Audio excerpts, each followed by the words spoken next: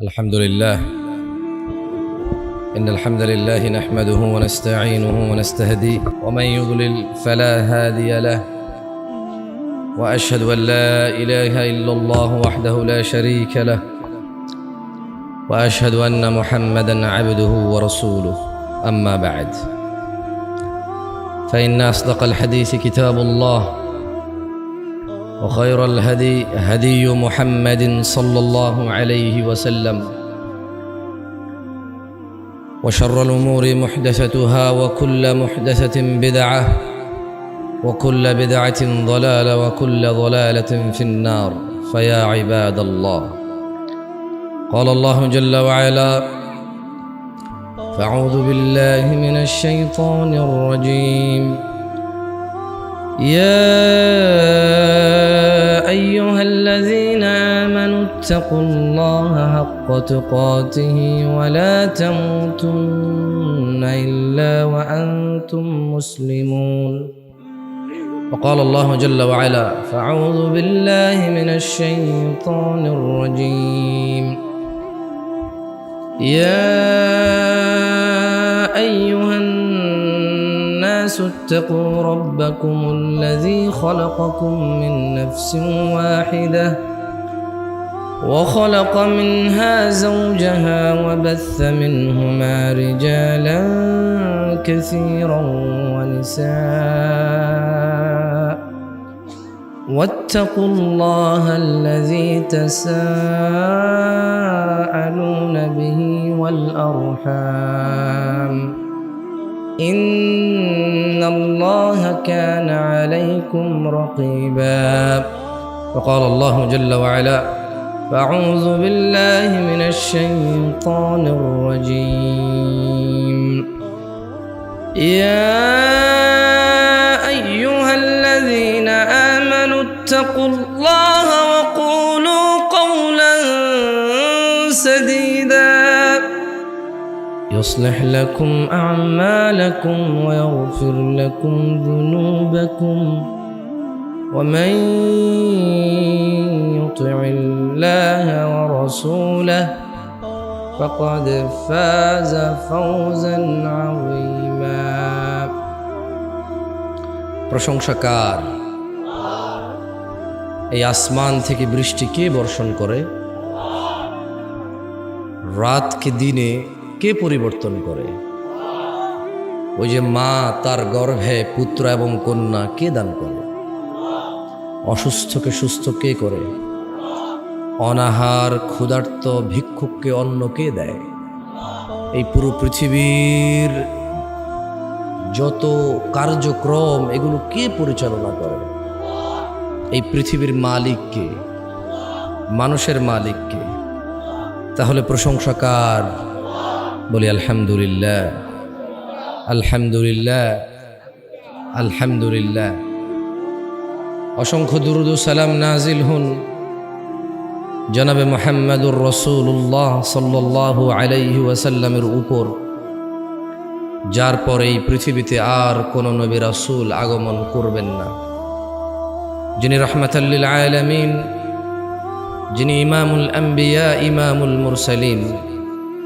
যার ব্যাপারে তার রব বলেছে ওয়ালা সাউফা ইউতিকা রাব্বুকা ফাতারদা যার ব্যাপারে তার রব বলেছে ওয়া ইন্নাকা লাআলা খুলুকিন আযীম যার উপরে তার রব নিজেই সালাত ও সালাম বা দুরুদ পেশ করে যেমনটা রব কোরআনুল কারীমে বলেছে ইন্নাল্লাহা ওয়া মালাইকাতাহু ইউসাল্লুনা আলান নবী ইয়া আইয়ুহাল্লাযীনা আমানু সাল্লু আলাইহি ওয়া সাল্লিমু তাসলিমা অসংখ্য দুরুদ ও সালাম নাজিল হন সেই নবীর উপর যার উপরে দুরুদ আল্লাহ নিজেই পেশ করেন সুবহানাল্লাহ এবং আল্লাহ আদেশ করেছে বলেছে ইয়া আইয়ুহাল্লাযীনা আমানু হে তোমরা যারা ঈমান এনেছো মুসলমান মহিলা অথবা পুরুষ শুধু পুরুষ মুসলমানকে দুরুদ পেশ করতে বলেনি আল্লাহ শুধু মসজিদে যাওয়া মুসলমানকে আল্লাহ দুরুদ পেশ করতে বলেনি শুধু মসজিদের ভিতরে দিনে একবার কেউ বিদেশ গেছে কারো বাচ্চা হয়েছে কেউ মারা গেছে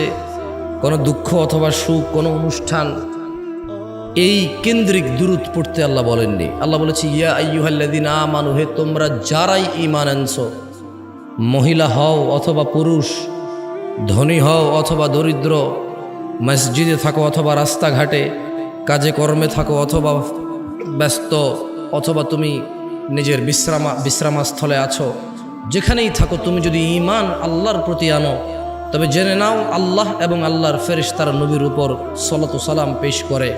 তোমরা যারা ঈমান এনেছো তোমরাও সালাতু সালাম পেশ করো। এই আদেশ কে করেছে? তাহলে এই আদেশ আমরা মানব।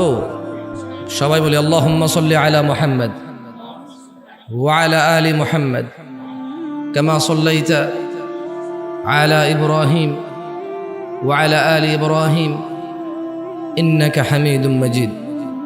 আল্লাহুম্মা বারিক আলা মুহাম্মদ ওয়া আলা আলি মুহাম্মদ কামা বারাকতা আলা ইব্রাহিম ওয়া আলা আলি ইব্রাহিম ইন্নাকা হামিদুম মাজিদ। নয়াপাড়া বাইতুর রহমান জামে মসজিদের উদ্যোগে গাজীপুর বাসী যে ইসলামী জলসার ব্যবস্থা করেছে, মাশাআল্লাহ তা খুবই সুন্দর। যদিও বাংলাদেশে এখন ওয়াজ মাহফিল গায়ে হলুদে পরিণত হয়েছে, একটা সিনেমা নাটকের অনুষ্ঠানে পরিণত হয়েছে, একটা বিয়ে, একটা মেলা, এটা কি মেলা, চটপটি, ফুচকা, বেলুন, চানাচুর, মুড়ি, বট, এই দোকানের এত ভিড় থাকে, মহিলা পুরুষের অবাধ চলাফেরা হয় ওখানে। অথচ মাইক্রোফোনের সাউন্ড, স্টেজে না আসলে কি হবে? মানুষ তার নিজ গৃহে থেকে আল্লাহর কোরআনুল কারীমের এই দাওয়াত, রাসূল সাল্লাল্লাহু আলাইহি ওয়াসাল্লামের সহিহ সুন্নাহর দাওয়াত, এই তথ্য প্রযুক্তির যুগে আল্লাহ মানুষকে এই নিয়ামত দিয়েছে যে মানুষ কষ্ট করে আসা লাগে না, কষ্ট করে না এসেই মানুষ মাইক্রোফোনের মাধ্যমে শুনতে পায়। তবুও ওয়াজ মাহফিলের এমন একটা পরিবেশ যেটা অসহ্যকর আমার কাছে, তা হচ্ছে প্রচুর পরিমাণে দোকানপাট থাকবে, একদিকে বক্তা আলোচনা করবে, আরেক দিনে মানুষ বুট বাদাম খাবে, চটপটি ফুচকা খাবে, একদিকে মানুষ একটু রেডি হচ্ছে খেতে যাবে, অন্যদিকে খাওয়া দাওয়া করে আসবে। একটা রাস্তার মধ্যে বিশাল বড় ভিড়, হাঁটা চলা, কথাবার্তা, এদিকে বেলুন বাজে, ওদিকে বাঁশি বাজে, একটা মেলার মতো পরিণত করেছে মানুষ। সেদিক থেকে মাশাআল্লাহ, যদিও স্টেজটা ছোট, যদিও প্যান্ডেলটা ছোট নয়, মাশাআল্লাহ মোটামুটি বেশ মানুষ হয়েছে। একটু কাছে এসে বসেন, তাহলে দূর থেকে কেউ আসলে বসার সুযোগ পাবে, মধ্যখানে ফাঁকা জায়গা না রাখলেই ভালো হবে। মোটামুটি মাশাআল্লাহ প্রায় আপনারা পরিপূর্ণ হয়ে গেছেন। তো নয়াপাড়ার মানুষকে সাধুবাদ জানাই, আল্লাহ এদের এই মাহফিলকে কবুল করুন, এবং তারা যে সুন্দর পরিবেশ, ইসলামী পরিবেশ রেখেছে, আল্লাহ এর উপরে বরকত নাজিল করুন। আর যারা কর্তৃপক্ষ, যারা উদ্যোগ নিয়ে আয়োজন করেছে, আল্লাহ তাআলা তাদেরকে প্রথমে ইসলাম মানার তৌফিক দান করুন। আল্লাহ আয়োজকদেরকে 5 ওয়াক্ত নামাজি করুন। যদিও আপনারা জানেন ওয়াজ মাহফিল আসলে এটার ধর্মীয় কোনো সভা নেই। ধর্মীয় সভা হলে ধার্মিক লোকে করত। অধিকাংশ জায়গায় গিয়ে দেখেছি ওয়াজ মাহফিল যারা অ্যারেঞ্জ করে তারা নিজেরাই সালাত আদায় করে না। এখানকার কথা আমি জানি না, কারণ আমি নামাজের সময় এখানে ছিলাম না। আমি সালাত কসর করেছি, তাই এখানে ছিলাম না, দেখিনি। আমি দেখেছি টাকনুর নিচে প্যান্ট পরা লোক ওয়াজের দায়িত্বে আছে, দৌড়াদৌড়ি করছে, কোন মেহমান আসবে, কোন নেতা আসবে, কোন বড় হুজুর আসবে, কাকে কি খাওয়াবে, কাকে কি পড়াবে, কাকে কি শোয়াবে, কাকে কি দিবে, সেই নিয়ে ব্যস্ত। তার সালাত নাই, তার দাড়ি নাই, তার টাকনুর নিচে প্যান্ট, সে বহু ব্যস্ত, ওয়াজও শুনছে না। 5 জন বক্তা ওয়াজ করে গেছে, তাকে যদি বলা হয় কি বলছে, সে বলতে পারবে না কি বলছে। সে শুধু কাকে কি খাওয়াবে আর কে কত টাকা দিল, কেমনি কি সমাধান করবে, তার ওই টেনশন। সে নিজেও আর শোনে নাই, সে মানুষের জন্য কাজ করেছে। যেমন ওই চেরাগ, চেনেন চেরাগ? এটা তো শহর, অনেক বছর আগ থেকে মনে শহর, আমি তো গ্রামের পোলা, ইদানিং শহর হচ্ছে আস্তে আস্তে আমাদের গ্রামে। তো ওখানে ওই এরকম কি বলে এটাকে, পিতলের চেরাগ, ভিতরে কেরাসিন ঢালে, একটা ওই রশি বের হয়, ওটার মধ্যে আগুন লাগালে আগুন জ্বলে। তো চিরাগের একটা প্রবলেম কি, চিরাগ কিন্তু ওই যে টিউবলাইট যেটা জ্বলতেছে ওটার মতো না। এই যে টিউবলাইট জ্বলতেছে এটা চিরাগের মতো না, আর চিরাগ এটার মতো না। এই টিউবলাইটের চতুর্পাশে আলো। টিউবলাইটটা এমন কোনো অংশ নাই যে অংশ সে জ্বলতেছে না, সেইভাবে রাউন্ড, আর তার চতুর্পাশে আলো। সে প্রথমে নিজেকে আলোকিত করছে, তারপর সে অন্যদিকে আলো দিচ্ছে। কিন্তু চিরাগ এরকম না। চিরাগ হচ্ছে এখানকার বর্তমান বাংলাদেশের ওয়াজ মাহফিলের কমিটির মতো, বর্তমান মসজিদ মাদ্রাসার কমিটির মতো হচ্ছে চেরাগ। কেমন? নিচে অন্ধকার, চতুর্দিকে আলো। আপনারা দেখছেন কিনা জানি না, দেখার তো কথা। এখানে তো মুরব্বী, প্রায় মানুষের বয়স মাশাআল্লাহ 25-30 হবে, এখন থেকে 20-25 বছর আগে ছিল তো এরকম। তো এইভাবে চেরাগ যেখানে বসাইছে, দেখবেন যে চেরাগের এখানে এভাবে রাউন্ড করে নিচে দিয়া কালো, আর চতুর্পাশে মোটামুটি একটা আগুনের আলো, তো একটা আলো ছড়ায়। তো আমি দেখেছি এখানকার ওয়াজ মাহফিলের আয়োজকরা চেরাগের মতো, টিউবলাইটের মতো না। তো আমি দোয়া করি আল্লাহ যাতে এখানকার যে আয়োজক রয়েছে তাদেরকে টিউবলাইটের মতো করে নিজেকে আলোকিত করে পরে অন্যের আলো। যাক, পরিবেশ ভালো লেগেছে ওয়াল্লাহি মাশাআল্লাহ, আল্লাহ কবুল করুন। গাজীপুরবাসী ওয়াজ কিন্তু আমি এইভাবে কথাই বলি, ওয়াজ করি না। খুব বেশি একটা আপনাদের আনন্দ লাগবে এরকম মনে হচ্ছে না, যদিও আপনারা অভ্যস্ত এভাবে। আরে গাছে চিনলো, মাছে চিনলো, চিনলো বনের হরিণে। দেখছেন গলাটা সুন্দর না? মাশাআল্লাহ। কিন্তু সমস্যা হয়ে গেছে, আমি 2 ঘন্টা কথা বললেও একবারও এরকম বলবো না। আপনাদের একটা মানে ঠকবেন, আপনারা আজকে জিততে পারবেন না। আমার কাছে মনে হয় যেন এখানে আপনারা নিয়ে এসেছেন তা'মুরুনা বিল মা'রুফ ওয়া তানহাউনা আনিল মুনকার। সৎ কাজের আদেশ দেব কোরআনুল কারীম থেকে, অসৎ কাজ থেকে নিষেধ করব কোরআনুল কারীম থেকে, সহিহ সুন্নাহ থেকে। আমার মনে হয় আমাকে এই জন্য নিয়ে আসছেন নাকি গান শুনতে? আমল করতে আসছেন আজকে, নাকি আমল শিখতে আসছেন?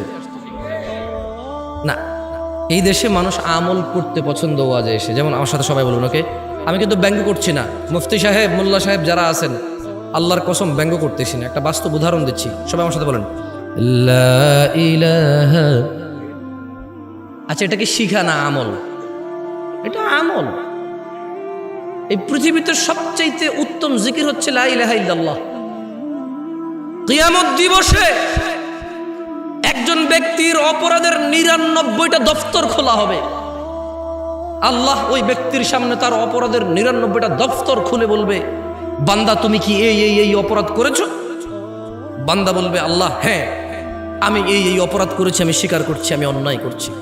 বান্দা লজ্জিত থাকবে আল্লাহর সামনে, তার অপরাধ দেখে সে তার 99টা বই না দফতর, লাইব্রেরিও না, দফতর, বিশাল বড় বড় অপরাধের দফতর। ও আপনি বলছেন জামশেদ ভাই 60 বছর জীবনে এত অপরাধ? আরে ভাই, আপনি না 60 বছর বাঁচেন, নূহ আলাইহিস সালাম 950 বছর শুধু দাওয়াত দিয়েছে, তাহলে উনি কত বছর বাঁচছেন, ওনার উম্মত কত বছর বাঁচছে? বুঝাইতে পারি নাই মনে হয়। আপনি নিজের 100 বছর জীবন, শুধু কি বিচার আপনার হবে? নূহ আলাইহিস সালামের উম্মতের হবে না? কি নূহ আলাইহিস সালামের উম্মতের বিচার হবে না? আদম আলাইহিস সালামের উম্মতের বিচার হবে না? মুসা ঈসা আলাইহিমুস সালাম আজমাইনের উম্মতের বিচার হবে না? তো সব নিজের দিয়ে বিচার করেন কেন? হ্যাঁ, হতে পারে এই 60 বছরে এই ইন্টারনেট। আচ্ছা, একটা কথা বলি, একটা লোকের ডিশ কেবল ব্যবসা আছে। কি কেবল ব্যবসা? আপনি তো অবাক হচ্ছেন যে জামশেদ ভাই 70 বছর বয়সে 99টা দফতর, how is it even possible?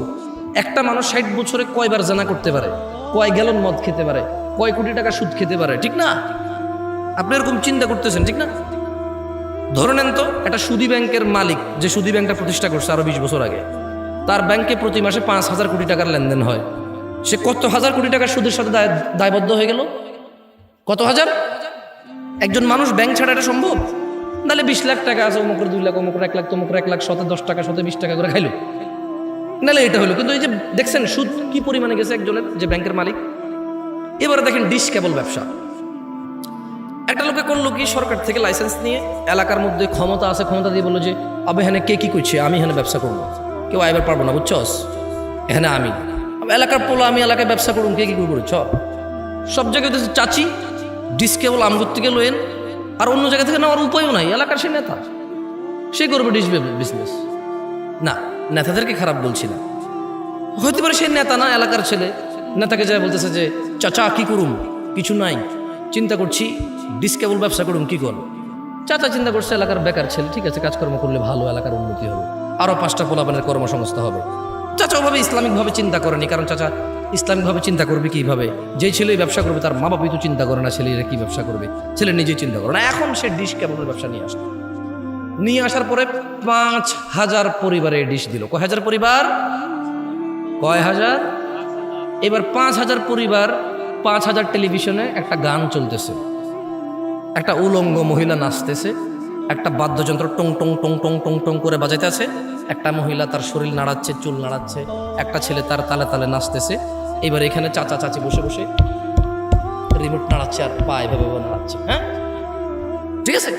তাহলে কয় হাজার ফ্যামিলিতে দেখছেন এই ডিসকেবল ব্যবসায়ী একটা গান শুনলে একটা গানের ওর গুণা হতো। 5,000 পরিবারের প্রত্যেকের একজনের যে গুণা, এই 5,000-এর প্রত্যেক ব্যক্তির সেম গুণা যে ডিসকেবল ওই গান দেখতে দিল তার হলো। 99টা দপ্তর হওয়া সম্ভব মনে হয় এবার, না আরো বেশি হয়ে যাবে মনে হয়। আমি বুঝাইতে পারিনি মনে হয়। আমি যখন আরো একটু ছোট ছিলাম, স্বাভাবিক সবাই ছোট থেকে আস্তে আস্তে বড় হয়, এখনো ছোট আপনাদের তুলনায়, কিন্তু যখন আরো ছোট ছিলাম আর কি, তখন যখন এই হাদিস পড়ছি আমি চিন্তা করলাম যে একটা যুবক ছেলে নাইলে দিনে একবার হস্তমৈথুন করে, এরপরে সে ভয় পেয়ে যে তার যৌন শক্তি নষ্ট হয়ে যাবে, বলে যে আস্তাগফিরুল্লাহ আস্তাগফিরুল্লাহ আর করবো না, 1 মাস আর করে না। নাহলে 15 দিন একটা মেয়ের সাথে কথা বলে, নাহলে একটা মেয়ের পিছনে 1 বছর টার্গেট দিয়ে ঘরে ওরে বিয়ে করবে, একটা অপরাধ জেনা। একটা লোক নাহলে 1 বোতল মদ খাইছে বন্ধু বান্ধব নিয়ে বৈশা, মদ পৃথিবীর মানে অন্যতম অপরাধের মধ্যে একটা, কারণ এই মদ খেলে মানুষ জানাও করে, মদ করে জানাও করে, অশ্লীলতা জড়ায় পড়ে। এখন এই 1 বোতল মদ খাইলো, পরের দিন আরে সব মানুষ কি ব্যবসায়ী হয় নাকি? এই এলাকার পোলাপানে সিগারেট খায়, খুঁজা খায়, আমি জানি এরকম বহুত পোলাপান আছে, দোস্ত একটা দিই, তার কাছে টাকা নাই একটা সিগারেট খাওয়ার, তো তাহলে কয় প্যাকেট সিগারেট খাই দিল? অত টাকা নাই তো, ওর আব্বুরে যে টাকা দিয়েছে, স্যান্ডেল কিনছে, জুতা কিনছে, মোবাইলে রিচার্জ করছে PUBG খেলার জন্য, প্রেমিকার মোবাইলও কিছু টাকা পাঠাইছে, এরপরে কয় টাকা থাকে সিগারেট খাওয়ার জন্য? ভাই, ওর বাপ 1 লাখ ইনকাম করে 4 পকেট খরচ দেয়। তো দেখলাম যে আমি যখন ছোট ছিলাম চিন্তা করলাম যে আসলে সে যে অপরাধ করে, অপরাধের একটা সীমা আছে। আপনি একটা মহিলার সাথে ঘুমালেন জানা করতে, কতক্ষণ তার সাথে ঘুমাবেন? কতদিন লাগাতার এভাবে আপনি জানা করেন? আমি চিন্তা করলাম 99টা দফতর খুলবে অপরাধের। হাউ একটা মানুষ, এই সাউন্ড একটু কমাতো ভাই, সাউন্ড একটু কমাও, কানে লাগে, হালকা কমাও। আমাদের একটু ডিজাইনের দরকার নাই, সুন্দরের দরকার নাই, স্পষ্টের দরকার। কি বলেন? কথাটা পরিষ্কার শোনা গেলেই হলো, অত ইকো বিসমিল্লাহ বিসমিল্লাহ বিসমিল্লাহ দরকার নাই। আমি গজল গামো না, যদি গজল গাই তাহলে ঠিক আছে, এরকম সাউন্ডের দরকার আছে, মারহাবা, হ্যাঁ তাহলে ঠিক আছে। এমনি কথাবার্তার জন্য সাউন্ড হইলে চলে, কোনো ইকো লাগবে না। তো আমি তখন যখন ওই যে আরো ছোট ছিলাম, আমি সৌদি আরবে ছিলাম তখন। তো সৌদি আরবের পোলাপাইনের যে আমার বন্ধু বান্ধব, তাদের অপরাধ, সৌদি পোলাপাইন আর আমি কি সমান? এমনি ছোটবেলায় সাইকেল টাইকেল চালাইছি ওদের সাথে, একলা পাহাড়ের উপরে বসে মুরগি টুরগি জ্বালায় খাইতাম। তো এদের অপরাধের মধ্যে দেখতাম যে গান শুনে 2-4টা গালাগালি করে, মাঝে মধ্যে 1-2টা সিগারেট খায়, এর বাহিরে ধরেন এইগুলা কমন অপরাধ আর কি। হ্যাঁ, এর মধ্যে ধরেন কতক্ষণ গান শুনে, কতক্ষণ আস্তাগফিরুল্লাহ আস্তাগফিরুল্লাহ, সৌদি পোলাপানে কথা বলতেছি। হ্যাঁ, ওই বন্ধুরা একটা ঠুস করে একটা গালি দিয়ে দিল, গালি দিয়ে বললো যে লা হাওলা ওয়ালা কুওয়াতা ইল্লা বিল্লাহ, সর তুই থাকলে গালাগালি হচ্ছে। মানে দেখতেছি ইনস্ট্যান্ট আবার সে আল্লাহর কাছে ক্ষমা চাচ্ছে, অপরাধ করতেছে। তো আমি যখন এই হাদিস পড়লাম যে একটা মানুষের সামনে আল্লাহ বিচারের মাঠে 99টা দফতর খুলবে, দফতর, শুধু এগুলো সব অপরাধ। তখন আমি চিন্তা করলাম, আচ্ছা এই সব অপরাধ একটা লোক 60 বছর বাঁচে, এত দফতর হবে কিভাবে? ছোট মানুষ না? যেমন আপনি ছোটবেলায় মনে আছে কিনা, আপনার আম্মা আপনাকে গল্প শোনাইতো, তুই যে আম্মুর কথা শুনোস না, আম্মু মরে গেলে তোরা আরেক বিবাহ করলে, সৎমা আসলে কথা না শুনলে তখন কি করবি, এরকম শুনেছে না? আপনি তখন চিন্তা করতেন যে আইরি আমি ওই যে ড্যাঙ্গার ভিতরে বাগানে পায়খানা করতে যাবো, কিভাবে জিনভূত আছে, আমার আম্মা মরে গেলে কারে নিয়ে ঘুমাবো, এরকম চিন্তা করে নাই কেউ এখানে? আমার আম্মা যখন আমাকে এরকম শোনাইতো, আমি চিন্তা করতাম আম্মা মরে গেলে আবার কার সাথে ঘুমাবো? ছোট ছিলাম তো, সত্যি বলছি। আপনাদের এরকম হয় নাই? এরকম আপনাদের? তো ওই ছোট মানুষ তো ছোট চিন্তা। এখন কি আর কেউ এরকম মনে করে মা মরে গেলে কার সাথে থাকবে, কাকে মা ডাকবে? কেউ মনে করে না, কেউ এরকম ফিল করে না তার মা বাপকে। একটু যখন নিজে নিজে খেতে পারে, নিজে নিজে হাঁটতে পারে, 4টা বন্ধু আছে, 5টা বান্ধবী আছে, চাকরি আছে, ব্যবসা আছে, বাণিজ্য আছে, টাকা আছে, বউ আছে, ছেলে মেয়ে আছে, এখন আর কেউ মা বাপ মরে গেলে কি আর বাঁচলেই কি? ছোটবেলার যে ফিলিংস ছিল, আমার আম্মা মরে গেলে আবার কার সাথে থাকবো না, ওই ফিলিংসটা মানুষ হারাই ফেলে। তো আমিও ছোটবেলায় চিন্তা করলাম যে 99টা দফতর কিভাবে। তো যখন আমি বাংলাদেশে এলাম, অথবা যখন আরো একটু বড় হলাম, সৌদি আরবে কিন্তু ডিশ আছে, এবার বড় বড় এভাবে ছাতা লাগায়, হাজার হাজার চ্যানেল থাকে। এবার আমি চিন্তা করলাম, আচ্ছা রে, তবে ওখানে জানতাম যে এগুলো ইহুদি নাসারাদের টেকনোলজি, মুসলমানরা অন্যায়গুলা করে, যারা কাজগুলা করে তারা হয়তো হিন্দু টিন্দু বুদ্ধ মুসলমান, ওদের আর তো হালাল হারাম কি? আপনার জন্য না শুকুর হারাম, ওর জন্য কি হালাল হারাম? এটা ওর জন্য খাবার। বুঝতে পারি নাই মনে হয় আমি। আপনি পরনিন্দা করলে এটা আপনার জন্য না গীবত? অনেকের জন্য তো এই মাসলা মাসাইলই নাই ওর দিনের মধ্যে, যেটা কি মাসলা কি মাসাইল, ঠিক না? তো আমি যখন এখানে আসলাম আমি দেখলাম যে হ্যাঁ, আমার গ্রামে আমার আপন কাজিন ব্রাদাররা বা আড়াতো পাড়াতো ভাতিজা, ওরা বললো কি ডিশ ব্যবসা নিয়ে আসবে। আমি বললাম যে ভাতিজা, ডিশ ব্যবসা করবি, যত মানুষের সিনেমা দেখবে, ওর একক ব্যক্তিগুণা, কিন্তু এই যে তুই যেটা দেখাচ্ছিস তোর সেম গুণাটা আসবে, তো তোর তো এটা অনেক পাপ হয়ে যাবে। পুরা গ্রামে প্রায় এই পুরো আশপাশে 4-5টা, পুরো ইউনিয়নে 27টা গ্রাম, তুই যদি একলা এগুলো ডিশের সার্ভিস এগুলো দেস, যত মানুষে গান শুনবে সিনেমা দেখবে, তোর উপরও তো গুণা আসবে। সামান্য কয় টাকার জন্য এত গুণা কিভাবে তুই এটা পরে আল্লাহকে রিপে করবি? আর মানুষের গুণা তো এটা মানুষ রিলেটেড, তো সমস্যা। আমাকে বললো যে কাকা, আমি না দিলে অন্য কেউ তো দিয়ে দিবে, তাহলে ইন্টারনেট ব্যবসাকে কি বলো কাকা বলো? তার মানে তার এটা হারাম, সমস্যা নাই, কারণ ইন্টারনেট ব্যবসা তাহলে কি, মানে এরকম। তো শোনেন গাজীপুরবাসী, ওই যে আবার একটু বলেন তো আমার সাথে, আমি আবার টপিকে আসি। দেখছেন কি সুন্দর লাগে না? মাশাআল্লাহ। এটা হচ্ছে আমাল। এটা হচ্ছে কি? এটা মানুষ ব্যক্তি আমল করবে। আমি আসতেছিলাম যে এই লা ইলাহা ইল্লাল্লাহ এটা কত বড় জিকির সেটা বলতে আসতেছিলাম। এই এতগুলো উদাহরণ। তো কিয়ামতে আল্লাহ এক ব্যক্তির সামনে 99টা অপরাধের দফতর খুলবে এবং আল্লাহ তাকে বলবে যে বান্দা, তুমি কি এই অপরাধগুলো করেছো? বান্দা বলবে হ্যাঁ ইয়া আল্লাহ, এই সমস্ত অপরাধগুলো আমার, আমি স্বীকার করছি। আল্লাহ তাকে বলবে তার আমাল নামায় ঈমান, কি আমল নামায় কি থাকবে? ঈমান হচ্ছে মানে ধরুন আশহাদু আল্লা ইলাহা ইল্লাল্লাহ ওয়া আশহাদু আন্না মুহাম্মাদার রাসূলুল্লাহ, অথবা লা ইলাহা ইল্লাল্লাহু ওয়াহদাহু লা শারীকা লাহু লাহুল মুলকু ওয়া লাহুল হামদু ইউহয়ী ওয়া ইউমীতু ওয়া হুয়া আলা কুল্লি শাইইন কাদির, অথবা লা ইলাহা ইল্লাল্লাহ। এটাই ঈমান। এটা কি? আল্লাহ ছাড়া কোনো অন্য মাবুদ, উপাস্য, মানে মানার মতো, ভয় পাওয়ার মতো, পরোয়া করার মতো অন্য কোনো ইলাহ নাই। কি নাই? ইলাহ নাই। এটা হচ্ছে লা ইলাহা ইল্লাল্লাহ, যেটা আপনি জিকির করেন প্যান্ডেলে বসে, সবাই মিলে একত্রিত করেন, অথচ কেউ এখান থেকে বেরিয়ে গিয়ে আর করেন না। তো আমি আপনাদেরকে এখানে আমলটা করালে কি লাভ? আপনি প্যান্ডেল থেকে বের হয়ে আবার কিছুই করবেন না। আমি শিখিয়ে দিচ্ছি এই লা ইলাহা ইল্লাল্লাহর কত ক্ষমতা। 99টা দফতর অপরাধের একটা পাল্লায় রাখা হবে, একটা কাগজের টুকরোর মধ্যে ওর লা ইলাহা ইল্লাল্লাহ লেখা থাকবে। আল্লাহ ওই লা ইলাহা ইল্লাল্লাহ ওকে বলবে যে ওর মিজানে দিতে, ও বলবে যে ইয়া আল্লাহ 99টা দফতর অপরাধের আর লা ইলাহা ইল্লাল্লাহ।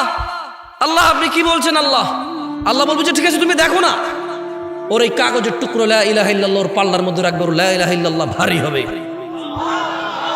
এটা হচ্ছে লা ইলাহা ইল্লাল্লাহ জিকির, যেটা আপনারা এখানে বসে বসে সবাই মিলে করেন। আপনাদের কাছে মনে হচ্ছে এটা একটা আনুষ্ঠানিকতা, কেউ একজন আসবে এখানে, এসে আপনারা সবাই বসে থাকবেন, এরপরে তার সাথে বলবেন লা ইলাহা, ব্যাস, এরপরে শেষ। এটা নাই, এখান থেকে উঠছেন নাই, ঘরে গেছেন নাই, দোকানে গেছেন নাই, রাস্তাঘাটে নাই, মসজিদে নিজে নিজে নাই, শুধু মাহফিলের একটা অনুষ্ঠান। এটা আপনি ভেবে নিয়েছেন। এই জন্য আমি আপনাকে আমল করাবো না, আমি আপনাকে শিখিয়ে দিলাম বেশি বেশি আল্লাহ জিকির করবেন, লা ইলাহা ইল্লাল্লাহ জিকির করবেন, আশহাদু আল্লা ইলাহা ইল্লাল্লাহ ওয়া আশহাদু আন্না মুহাম্মাদার রাসূলুল্লাহ, লা ইলাহা ইল্লাল্লাহু ওয়াহদাহু লা শারীকা লাহু লাহুল মুলকু ওয়া লাহুল হামদ ইউহয়ী ওয়া ইউমীতু ওয়া হুয়া আলা কুল্লি শাইইন কাদির। এই জিকিরগুলো বেশি বেশি করবেন। শোনেন গাজীপুরবাসী, যেটা বলছিলাম যে ওয়াজ খুব বেশি একটা ভালো লাগবে বলে মনে হয় না, কারণ এখানে মানুষ সরে সরে ওয়াজ শুনতে অভ্যস্ত হয়ে গেছে। হালকা একটু গজল হবে, কিস্সা হবে, কাহিনী হবে, বউয়ের একটু বদনাম হবে, মায়ের পক্ষে একটু কান্নাকাটি হবে, নতুন বউয়ের বদনাম হবে, শাশুড়ি ভাত দেয় না, নতুন বউ খারাপ, ছেলে বিয়ে করে পর হয়ে গেছে, একটু সিনেমা নাটকের ফ্যান্টাসি হবে। এটা এখন ওয়াজের পরিণতি হয়ে গেছে। তো এগুলো কিছুই আজকে হবে না। এই জন্য আমি বড় চিন্তিত আছি, গাজীপুর মানুষ আদৌ কি বুঝবে আমি ওয়াজ করে চলে যাওয়ার পরে যে ওয়াজ করলাম না, কথা বললাম। কারণ এরকম হয় অনেক জায়গায়, বলে যে হুজুর তো ওয়াজ করে না, কথা বলছে। হ্যাঁ, বলে যে ওয়াজ কি? বলছে আল্লাহুম্মা সাল্লি আলা, এটা হচ্ছে ওয়াজ। আর এই যে কথা বলতেছি এটা ওয়াজ না, এটা হচ্ছে কথা। শোনো গাজীপুরবাসী, গাজীপুরের নয়াপাড়ার মহিলা এবং পুরুষ, সুস্থ এবং অসুস্থ, ধনী এবং দরিদ্র,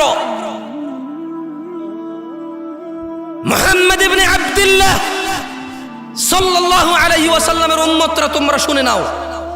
তোমাদের রাসূল বলছে, আন আবি হুরায়রা রাদিয়াল্লাহু আনহু قال, আবু হুরায়রা রাদিয়াল্লাহু আনহু থেকে বর্ণিত, তিনি বলেন, قال রাসূলুল্লাহ সাল্লাল্লাহু আলাইহি ওয়াসাল্লাম, রাসূলুল্লাহ সাল্লাল্লাহু আলাইহি ওয়াসাল্লাম বলেছেন, কুল্লু উম্মতি ইয়াদখুলুনাল জান্নাহ।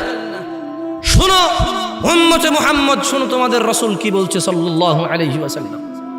শোনো উম্মতে মুহাম্মদ, আবু বকরের মেয়ের জামাই কি বলছে রাদিয়াল্লাহু আনহু। শোনো শোনো উম্মতে মুহাম্মদ, উম্মাহাতুল মুমিনিন আয়েশা রাদিয়াল্লাহু তাআলা আনহার স্বামী কি বলছে শোনো।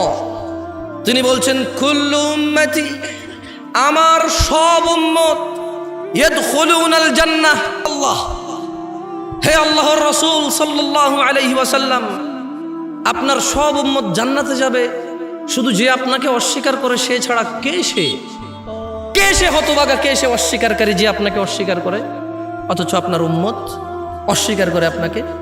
কল উম্মতে মুহাম্মদ, কান দুটো খুলে শোনো শোনো, ফাতেমা রাদিয়াল্লাহু আনহার আব্বা কি বলছে সাল্লাল্লাহু, তিনি বলছেন মান আতাআনি, যে আমার অনুসরণ করলো, মানে যেই ব্যক্তি মুহাম্মদ সাল্লাল্লাহু আলাইহি ওয়াসাল্লামের অনুসরণ করলো, দাখালাল জান্নাহ, যে ব্যক্তি মুহাম্মদ সাল্লাল্লাহু আলাইহি সাল্লামের অনুসরণ করলো, দাখালাল জান্নাহ, সে জান্নাতে প্রবেশ করবেই করবে। এটা কে বলেছে? আল্লাহর রাসূল বলেছে সাল্লাল্লাহু আলাইহি ওয়াসাল্লাম।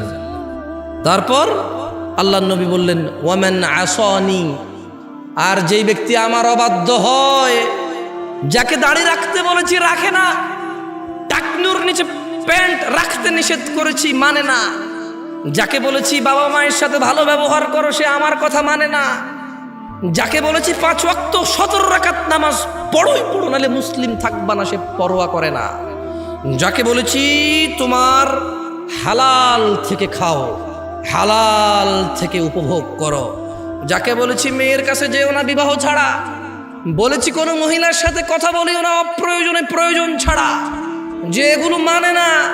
ওয়ামান আসানি, শুনে নাও আমার সাহাবারা, যেই ব্যক্তি আমি মুহাম্মদের অবাধ্য করলো, যেই ব্যক্তি আমার অবাধ্য হলো, বলেছি সলাতে আসতে, যাকাত দিতে, হজ করতে, সৎ ব্যবহার করতে, জমিনে নম্র এবং ভদ্রভাবে চলতে, বলেছি কোরআনুল কারীমের শিক্ষায় নিজেকে শিক্ষিত করতে, বলেছি আল্লাহ ভীরু হতে, বলেছি আল্লাহ যা পছন্দ করে তা পছন্দ করো, আঁকড়ে ধরো, বলেছি আল্লাহ যা অপছন্দ করে তা বর্জন করো, ঘৃণা করো, যে এগুলোর পরোয়া করেনি। ওয়ামান আসানি, যে আমি মুহাম্মদের অবাধ্য হলো, শুধু সুন্নত মনে করে অবাধ্য হয়ে গেছে, মানে আল্লাহ নবী বলছে রাখো, ও বলেছে সুন্নত, আল্লাহ নবী বলছে করো, ও বলেছে সুন্নত, না থাকে সুন্নত। ইন্না লিল্লাহি ওয়া ইন্না ইলাইহি রাজিউন। আল্লাহ নবী বলছে ওয়ামান আসানি, যে আমি মুহাম্মদের অবাধ্য হলো, ফাকাদ আবা, সেই লোকই আমাকে অস্বীকার করলো যে আমার অবাধ্য হলো। রাসূল সাল্লাল্লাহু আলাইহি সাল্লাম বলেছে সল্লু, নামাজ পড়ো, কামা রাআইতুমুনি উসাল্লি, যেভাবে আমি মুহাম্মদকে নামাজ পড়তে দেখো। সাল্লাল্লাহু, আমরা বিভিন্ন বিভক্ত করে ফেলেছি নামাজকে এবং বলেছি সব ঠিক সব ঠিক সব ঠিক, এ হলুদ সব তরকারিতে লাগে, ইসলাম নাকি হলুদ সব জায়গায় লাগে। ইন্না লিল্লাহি ওয়া ইন্না ইলাইহি রাজিউন। এই সাউন্ড এগুলো কি কোনোভাবে সম্ভব না বন্ধ করে না? খুব বিরক্ত করে, মানে কনসেন্ট্রেশনটা একটু নষ্ট হয়। আউযু বিল্লাহি মিনাশ শাইতানির রাজিম। সবাই বলি আল্লাহুম্মা সাল্লি আলা মুহাম্মদ, আল্লাহুম্মা সাল্লি আলা মুহাম্মদ, আল্লাহুম্মা সাল্লি আলা মুহাম্মদ। আরে কিপটামি করেন না, আল্লাহ নবী বলছে একবার দুরূদ পড়লে 10 বার নেকি হয়, 10টা রহমত নাজিল হয়। তো কিপটামি করেন না, পড়বেন। হাঁটতে উঠতে বসতে যখনই মনে হবে যে একটু অসুবিধা আছেন, খালি ইস্তেগফার করবেন আর দুরূদ পড়বেন, আল্লাহকে ডাকবেন। ওয়াল্লাহি আপনার প্রয়োজন উনি জানে কি না? জানে, একবার পুরো যত প্রয়োজন আছে সব জানে। কি বলেন, আসলে কি? লা ইলাহা ইল্লাল্লাহ, মনের খবরও জানে। তারপরে কালকে যে প্রয়োজন হবে সেটা আপনি জানেন না, ওটাও জানে। তাহলে বলেন লা ইলাহা ইল্লাল্লাহ, সুবহানা, তিনি পবিত্র। তিনি কি পবিত্র? তো শুনুন, গাজীপুরবাসী, নয়াপাড়ার মানুষ, তাহলে যেই ব্যক্তি আল্লাহর রাসূলকে অনুসরণ করে সে কোথায় যাবে? আর আল্লাহর রাসূলকে অস্বীকার করে কিভাবে? যে অবাধ্য হয়, যে কি হয়? অবাধ্য হয়। গাজীপুরবাসী, নূহ আলাইহিস সালামের দাওয়াতের কথা মনে পড়ে যায় যখন এখন তোমাদেরকে দাওয়াত দিতে এসেছি। জেনে নিও, নূহ আলাইহিস সালাম যার কথা তোমাদেরকে বলেছি যে 950 বছর শুধু দাওয়াত দিয়েছে। কি দিয়েছে জানো?